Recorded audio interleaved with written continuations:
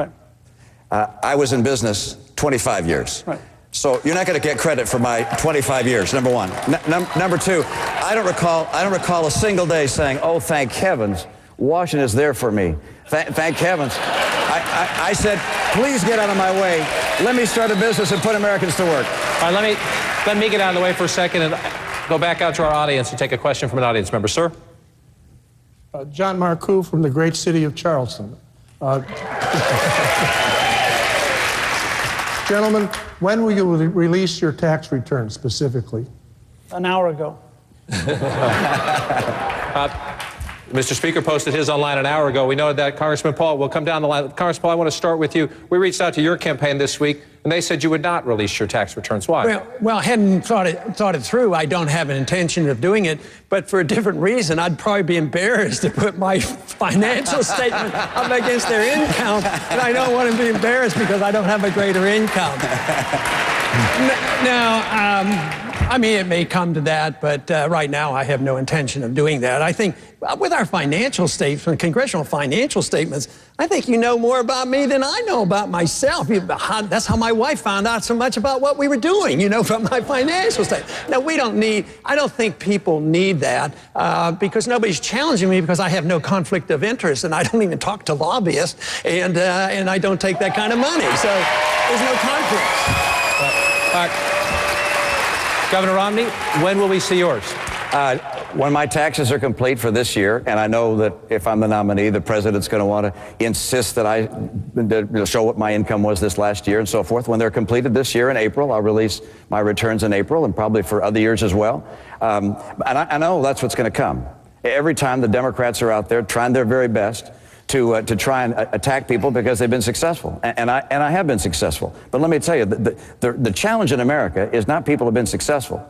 The challenge in America, and President Obama doesn't want to talk about this, is you got a president who's played 90 rounds of golf while there are 25 million Americans out of work.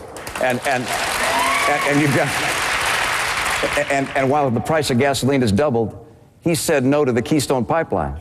And while we've got $15 trillion of debt, he said, look, I'm going to put another $1 trillion of debt for Obamacare. Right. That's the problem in America, not the attacks they make on people who've been successful. But some of the questions about when you release your taxes have not come. The president has raised them. His campaign has raised them. You're right on that. But so have some of your rivals up here. Speaker Gingrich has said you owe them to the people of South Carolina before they vote. Governor Perry made that point as well before he left the race. Why not should the people of South Carolina, before this election, see last year's return?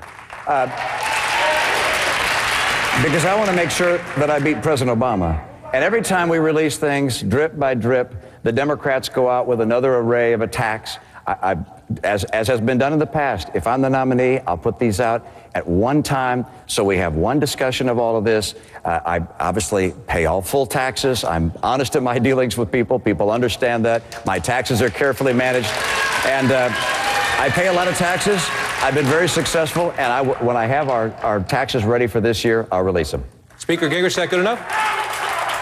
Look, he's got to decide, and the people of South Carolina have to decide, but if there's anything in there that is going to help us lose the election, we should know it before the nomination. And if there's nothing in there, why not release it? I mean, it's a very simple model. But he's got to decide, it's his decision, and everybody's got to run their own campaign based on what they think is a reasonable risk. I released mine this evening. We also released the little small charitable foundation we have so people can see what we do and how we did it and what our values are.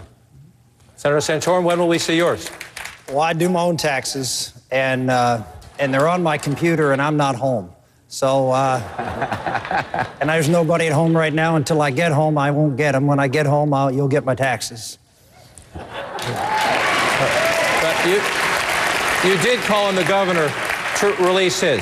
No, someone asked me, would it be okay for the governor? I said yes. I don't think it's a big deal. I mean, if Governor Romney's told what his tax rate is, mine's higher than that, I can assure you. But I can't tell you what it was. All I know is it was very painful writing a check last April. That's all I can tell you.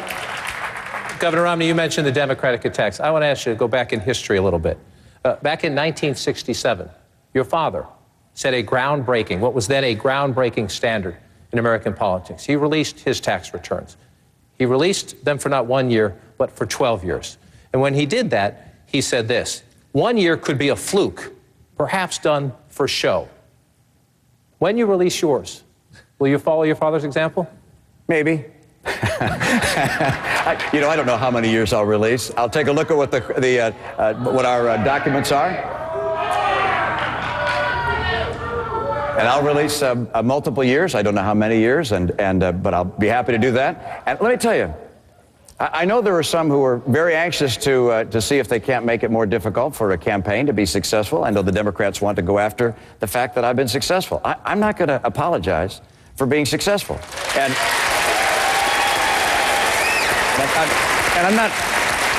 I'm not suggesting these people are doing that, but I know the Democrats will go after me on that basis, and that's why I want to release these things all at the same time. And my dad, as you know, born in Mexico, poor, didn't get a college degree, became head of a car company. I could have stayed in Detroit like him and gotten pulled up in the car company. I went off on my own. I didn't inherit money from my parents. What I have, I earned. I worked hard in the American way, and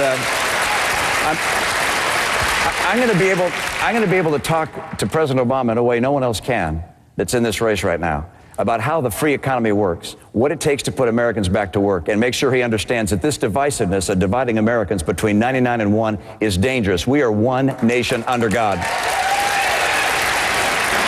You've raised the topic of putting America back to work. I think we're ready for another question from our audience. Am I right?